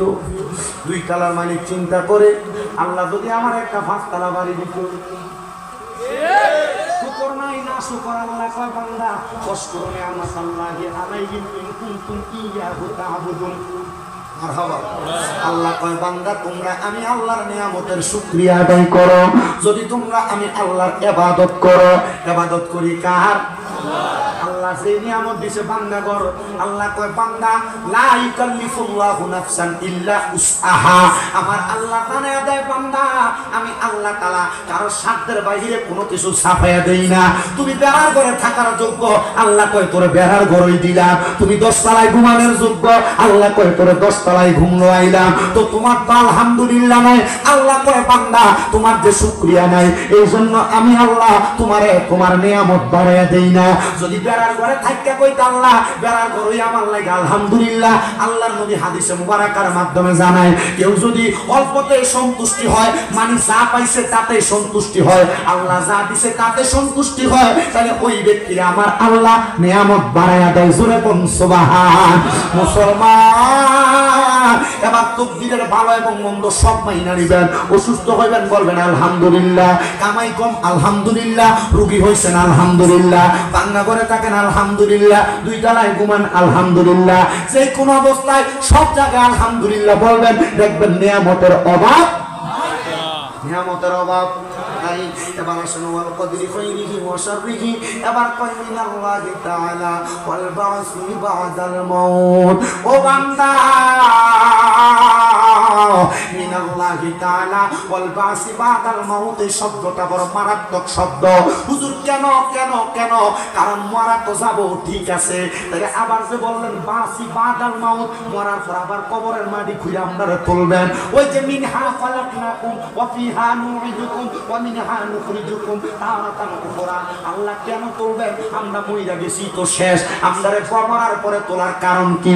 কয় মরার পরে তুইলা হাসরের ময়দানে দাঁড় করায়া এমন বিচার করা হবে, বান্দা দুনিয়াতে কেমন ভাবে চলাফেরা করছো ওই বিচার শুধু মরার পরে চলবে না, ওই বিচার মরার আগেও চলবে। এমন ভাবে আত্রাইল থাবা দিয়া ধরবো, আর বিছনার ভিতরে প্রস্রাব পায়খানা কইরা দিবা। আত্রাইল এমন ভাবে ধরবো মরার পরে নাকে মুখে দিয়া রক্ত বাইরে হইয়া যাইব। আত্রাইল এমন ভাবে ধরবো চোখ উল্টাইয়া দিবা। আত্রাইল এমন ভাবে ধরবো জিহ্বায় কামড় দিয়া মারা যাইবা। মুসলমান মুসলমান মুসলমান, আপনাদের সবার কাছে জানতে চাই, আপনারা বলবেন এই জান্নাতের বাগানে বইসা দুনিয়ার জমিনের ভিতরে আপনি কেমনে আল্লাহর ভয় করবেন আর এই দুনিয়াতে থাইকা আল্লাহ কেমনে আপনার দুনিয়ার জমিন থেকে মারা যাওয়ার পর নিয়ে যাইব। কত মানুষ এলাকার মারা যায় বিছনার ভিতরে প্রস্রাব পায়খানা করে দেয়, কত মানুষ মারা যায় জিব্বায় কামড় দিয়ে মারা যায়, কত মানুষ মারা যায় চোখ উল্টে যায়, কত মানুষ মারা যায় নাকে নদী দিয়ে রক্ত বাইর হয়। কারণ কি একবারও তো জিগাইলা না? কারণটা হইল যখন আজরাইলের সামনে আজরাইল তোমার সামনে আসবে, আজরাইল আসার আগে তোমার সামনে ফেরেশতা আইব দুইটা, কয়টা? দুইটা। হাদিস শরীফ বলতেছে ওই দুই ফেরেশতার চোখের রং হলো নীল কালারের। ওই ফেরেশতার ভয়ঙ্কর চোখ দেখা বান্দা ভয়ে বিছানার মধ্যে প্রস্রাব পায়খানা করে দেয়। আজরাইল তো পরে এখনো বড়রা আসে নাই, ছোট দিকে দেখেই বিছনায় প্রস্রাব পায়খানা করে দিবে। কিন্তু মুমিন বান্দা প্রস্রাব পায়খানা করবে না, আরামে ঘুমায়া যাবে। ও মুসলমান, ও নবীর উম্মতের দলেরা মনোযোগ দেন। আজরাইল যখন সামনে আসবে বুকটার মধ্যে হাত দিলে বান্দা মুখ দিয়ে কথা বলার চেষ্টা করবে, দুই চোয়ালের মাঝখানে জিহ্বা কামড় করে বান্দা দুনিয়াতে থাকবে না। বান্দা চোখ দিয়ে বুঝাইতে চাইবে আজরাইল আমার আরেকটু সময় দাও, তখন চোখগুলা উল্টে যাবে। বান্দার বুকের মধ্যে যখন আজরাইল হাতটা রাখবে বান্দার হাতের পায়ের শাহরগুলা ঠাস ঠাস করে ছিঁড়ে যাবে। তখন বান্দা রক্ত চলাচল করতে পারবে না, বান্দার নাক এবং মুখ দিয়ে রক্ত বায়া বায়া পড়বে। আহারে, কিন্তু মুমিন বান্দা যখন মারা যাবে আজরাইল রূহ তো এমনি নিবে না, মরার সময় কালেমা পড়বে লা ইলাহা ইল্লাল্লাহু মুহাম্মাদুর রাসূলুল্লাহ সাল্লাল্লাহু আলাইহি ওয়াসাল্লাম। আজরাইল রূহ কখন নিছে মুমিন বান্দা টের পাবে না। বলে হুজুর কেন? কারণ আজরাইল মুমিন বান্দার রূহ নেওয়ার আগে মুমিন বান্দার এক নাম্বার বুকের ভিতরে হাত দিব, একটা থাবা দিব ঠাস কইরা। আজরাইল যখন হাত দিব মুমিন বান্দার বুকের সামনে দুইজন ফেরেশতা এভাবে বাঁধা হইয়া দাঁড়ায় যাবে। এই আজরাইল মুমিন বান্দার বুক দিয়া তো রূহ নিতে পারবে না। বলে কারণ কি? মুমিন বান্দার বুকের মধ্যে আল্লাহ নবীর ভালোবাসা মুহাব্বত আছে। সব জায়গায় শুধু মুহাব্বত, সব জায়গায় শুধু ভালোবাসা। তাহলে বোঝা গেল নবীর ভালোবাসা, কোরআনের ভালোবাসা, আল্লাহর ভালোবাসা, দুনিয়ার জমিনে মানুষের প্রতি মুহাব্বত রাখা, এইটার কারণে আল্লাহ মরণেও শান্তি দান করে। কথা কোন ঠিক কিনা? মুসলমান, ও নবীর উম্মতের দলেরা, আশিকের রাসূল ভাই বাবারা, হযরত আজরাইল আলাইহিস সালাতু ওয়াস সালাম মুমিন বান্দার বুকে হাত দিলে বুকের মধ্য থেকে আওয়াজ আসবে, এই বান্দা নামাজি রোজাদার ইমানদারি, বান্দার বুক দিয়ে রূহ বাইর করতে পারবা না। এবার মুমিন বান্দার কপালের মধ্যে থাবা দিব রূহ নেওয়ার জন্য। মুমিন বান্দার কপালের মধ্য থেকে আওয়াজ আসবে, এ আজরাইল মুমিন বান্দার কপাল দিয়ে রূহ বাহির করতে পারবা না। বলে কারণ কি? বলে বান্দা 5 ওয়াক্ত নামাজে সিজদা দিছে, সুবহানা রাব্বিয়াল আলা পড়ছে। এ বয়স্ক বাবারা মসজিদে যায় নামাজ পড়ো, সিজদা দাও। এর লাভটা কি দেখো? যখন তুমি নামাজ পড়বা নামাজে সিজদা দেওয়ার কারণে ওই আজরাইল তোমার কপাল দিয়ে যখন রূহ বাহির করতে চাইবো, ওই নামাজের সিজদাগুলা আজরাইলের সামনে বাধা হইয়া দাঁড়াইবে। মরণে থাকিও পাশে নবীজি ইয়া রাসূলুল্লাহ, মরণে থাকিও পাশে নবীজি ইয়া রাসূলুল্লাহ। আশিকের শান্তি যেন পাই দরদি ইয়া রাসূলুল্লাহ, আশিকের শান্তি যেন পাই দরদি ইয়া রাসূলুল্লাহ। মরিলে শান্তি যেন পাই দরদি ইয়া রাসূলুল্লাহ। গলা শুকাবে চোখ ভাঙিবে, গলা শুকাবে চোখ ভাঙিবে, থাকিবে না উপায় দরদি ইয়া রাসূলুল্লাহ। বলে মরণে থাকিও পাশে দরদি ইয়া রাসূলুল্লাহ। কবরে রাখিবে আমার থাকিবে না, বন্ধু বান্ধব পকেটের কামাই, থাকিবে ঈমান আমল দরদি, থাকিবে ঈমান আমল দরদি। বাবা নবীজি কবরে থাকবে বিশ্বাস আছে না? একটু মুহাব্বতে বলেন মরণে থাকিও পাশে নবীজি। আওয়াজ হয় নাই করে বলেন মরণে থাকিও পাশে দরদি। আশায় দিন রাত কেটে যায় ইয়া রাসূলুল্লাহ, জাহান্নাম কি যে ভয়ঙ্কর, দেখিলে তোমার দিদার হারাম হয়ে যায়, মরণে থাকিও পাশে দরদি ইয়া রাসূলুল্লাহ, মরণে থাকিও পাশে দরদি ইয়া মুসলমান। নবী আমার কয় মুখের ভিতরে হাত দিলে তোমার কপাল উত্তরে দিবে, আজরাইল মুখ দিয়ে রূহ কবজ কইর না। ও মুসলমান, এবার তোমার ডান দিক দিয়ে আজরাইলে হামলা চালাইব, এমন ভাবে থামা দিব তোমার ডান দিক থেকে জবাব দিবে। হে রে বান্দা, ডান দিক থেকে জবাব আসতেছে, তুমি এই ডান দিক দিয়া বান্দার রূহ কবজ করতে পারবা না। বলে কেন কেন কেন? বলে কারণ হইল বান্দার ডান দিক দিয়ে আসি আমি, বান্দার দান এবং সাদাকা। এবার বাম দিক দিয়ে হামলা চালাইবো, বাম দিক দিয়ে বান্দার রূহ কবজ করা যাবে না। বাম দিকে যখন হাতটা দিব বাম দিক থেকে জবাব আসবে। আমি কইলাম বান্দার মা বাবার খেদমত, এই বান্দা আম্মা আব্বার প্রতি বড় ইহসান করেছে, আম্মা আব্বার পরে ইহসান করার কারণে আমার আল্লাহ তাআলা এই বাম দিক দিয়ে রূহ কবজ করতে দিবে না। এবার বান্দা মুখ দিয়ে কালিমা পড়বে, মুখ দিয়ে কালিমা পড়ার সাথে সাথে বাতাস বের হবে, বাতাসের সাথে বান্দার রূহ কবজ করবে। কিন্তু আজরাইল যখন আস্তে আস্তে বান্দার রূহটারে নিয়ে যাবে, ওই বান্দার রূহটা নেওয়ার সময় আজরাইল আলাইহিস সালাতু ওয়াস সালাম রে বান্দার রূহ কথা বলবে, তখন এ আজরাইল আমারে কেন তুমি এত আস্তে আস্তে নিয়ে যাও? বলে কেন রে? বাবার বান্দা বলবে আমি তো জান্নাতি, আমি তো ইমানদার, আমি তো মুমিন। মুমিন বান্দা মারা যাওয়ার পর আল্লাহ তাআলা কোন নিয়ামত রেডি করে রাখছে তুমি যদি জানতা, তুমি যদি জানতা, তুমি যদি জানতা, তাইলে আমার এত আস্তে আস্তে নিতা না। অনুরূপ ভাবে কোন বেঈমান বেআমল বেনামাজি যদি মারা যায়, আজরাইলে ওই বান্দার রূহ বলবে আজরাইল তুমি আমারে কেন এত তাড়াতাড়ি নিয়ে যাও? আল্লাহ আমার জন্য কত কষ্ট রাখছে, যদি তুমি জানতা তাইলে তুমি আমার এত তাড়াতাড়ি নিয়ে যাইতা না। মুসলমান রে, ও নবীর উম্মতের দলেরা, আশিক রাসূল ভাইয়ারা, আশিক রাসূল বাবারা, আপনাদের সবার কাছে আমার আবদার হইল এমন ভাবে চলবে।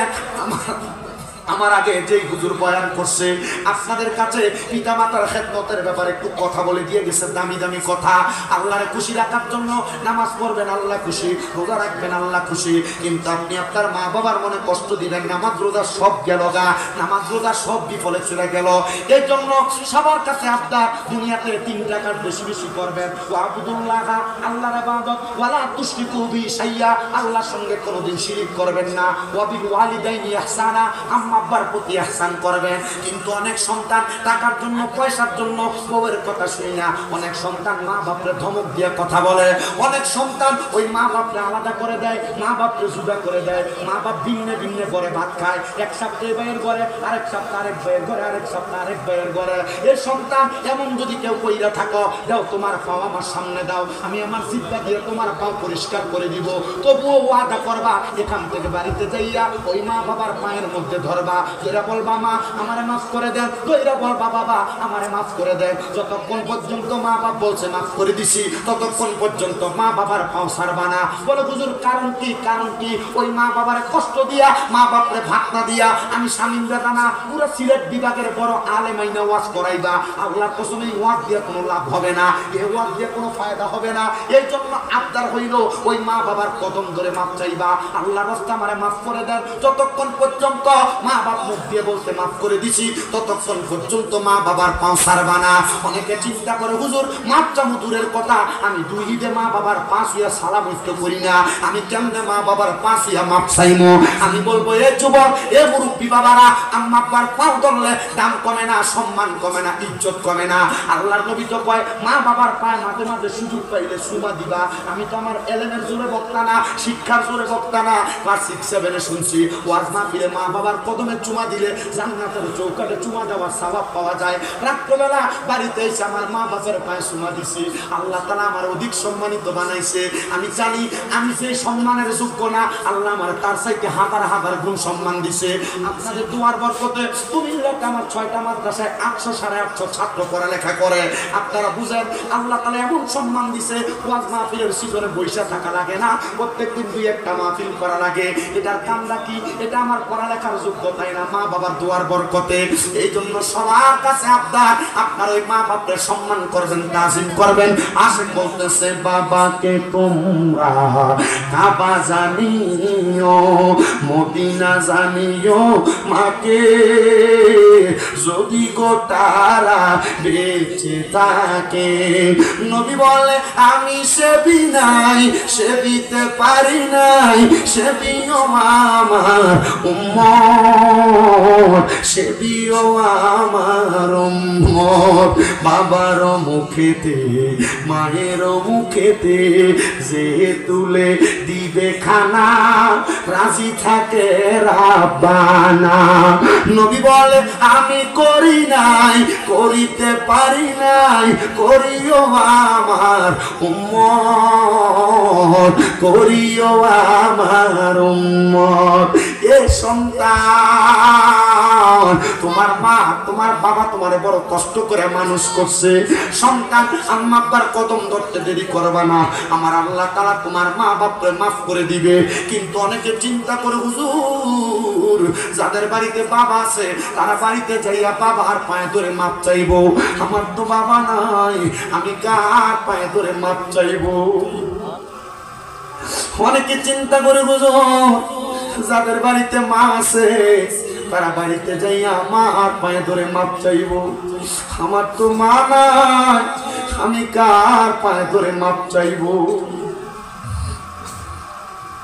কেমন আছেন বাবা মনি, কেমন আছে মা জননী, একবার তো ফিরা চাইলে না, ওই মা বাবারে কষ্ট দিয়া দুনিয়াতে দিন কাটাইয়া শান্তি তুমি কোনদিন পাইবা না রে।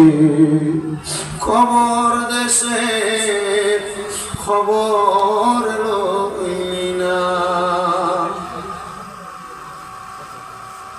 ওরে 3.5 হাত গর্তে ফেলে কেমন করে আইলা চলে, তোমার বাড়ি আইতে দেরি হইলে যেই মা ঘুমাইতো না, ওই কবর দেশে মায়ের পাশে একটু রইলি না রে। খবর দেশে খবর লইলি না, আরে এ 27 হালের মাহফিলে কে জানি বৈশা গেছে তার জগতের মধ্যে বাবা নাই, কে জানি বৈশা গেছে তার জগতের মধ্যে মা নাই। এ সন্তান, আম্মা আব্বা কবরে গেছে, তোমার এখন সম্পদ দিয়া গেছে, কিন্তু তোমার মা বাবা তোমার কাছে ওই সম্পদ গুলা চায় না। কবরে যাওয়ার পর চিন্তা করে দেখো, মা বাপ যদি অসুস্থ থাকতো, যদি তুমি প্রতি মাসে মা বাপরে 2000 টাকার ওষুধ কিনা দিতা, 12 মাসে 24,000 টাকা মা বাবার পেছনে ব্যয় হয়ে যাইতো। চিন্তা করে দেখছুনি, আব্বা আম্মা বড় কষ্ট করে তোমার মানুষ করছে, ভালো কোনো খাবার খাওয়ানোর জন্য আব্বা আম্মা নিজে কত পরিশ্রম করছে, কিন্তু তোমার ব্যাংকে এখন টাকার অভাব নাই, ঘরের ড্রয়ারের মধ্যে টাকার অভাব নাই, কিন্তু তুমি 500 টাকা দিয়ে কিনা তোমার আব্বার একটা লুঙ্গি পরাইতে পারো না। তোমার মা নিজে না খেয়ে তোমারে খাওয়াইছে, সকালবেলা পান্তা ভাত গুলা রাইখা দিত, আমার সন্তান রৌদ্র দিয়ে আসবে পান্তা ভাত গুলা খাইলে তার কলিজা ঠান্ডা হবে। আজকে ওই মা খবরে, আগে একবেলা ভাত না খাইলে মা বারবার বলতো সন্তান ভাত খাত্তা দি পেটটা পিঠের সাথে লাইগা রইছে। এখন মা খবরে সন্তান কেউ একবার তোমার জিজ্ঞাসা করে না সন্তান খানা খাইছনি। ওই মা খবরে তোমার ঘরের মধ্যে মেহমান অতিথির অভাব নাই, কত মেহমান কত দামি দামি খানা খায়, কিন্তু তুমি সন্তান তোমার মার মুখের মধ্যে একটু দামি খানা তুইলা দিতে পারো না। আর তোমার মা বাবা যে দাদা তুমি তোমার দিয়া গেছে, যদি ওই বাড়ির ভাড়া মাসে 5,000 টাকা করে দিতা, 12 মাসে 60,000 টাকা ভাড়া দেওয়া লাগতো। আজকের জান্নাতের বাগানে বৈশা আমি মুসাফির মানুষ দোয়া করে দিয়ে যাব, আল্লাহ যেন তোমার মা তোমার আব্বার কবর জান্নাতের বাগান বানাই। মা বাপ তো কবরে টাকা পয়সা ধন সম্পদ কিছু চায় না, বছরে কি মা বাবার পেছনে 20-30,000 টাকা তোমার ব্যয় হইতো না। এই জান্নাতের বাগান, এই 27 হালের নূরে মদিনা ইসলামী সুন্নি যুব সংঘের মাহফিলে একটা সন্তান দাঁড়ায় বলবা হুজুর আমার মা নাই দোয়া করবেন, আমার বাবা নাই দোয়া করবেন, এই মাহফিলের জন্য আমি 20,000 টাকা আগামী বছর দান করব। একটা ছেলে যদি হাতটা বাড়াও তার জন্য কাজ করে দোয়া করা হবে। আছেন নাকি একটা ধন্য মায়ের ধন্য সন্তান, ধন্য বাবার ধন্য সন্তান, বলে হুজুর আগামী বছর আমি 20,000 টাকা দান করব, আমার মা কবরে, আমার মার জন্য বেশি করে দোয়া করবেন। থাকলে হাত বাড়াবেন, বলে হুজুর আমার মা নাই দোয়া করে, আমার আব্বা নাই দোয়া করে, আমি আগামী বছর 20,000 টাকা দান করব। আছেন নাকি কেউ একজন? একজন বলবেন হুজুর 20,000 টাকা বেশি হয়ে গেল,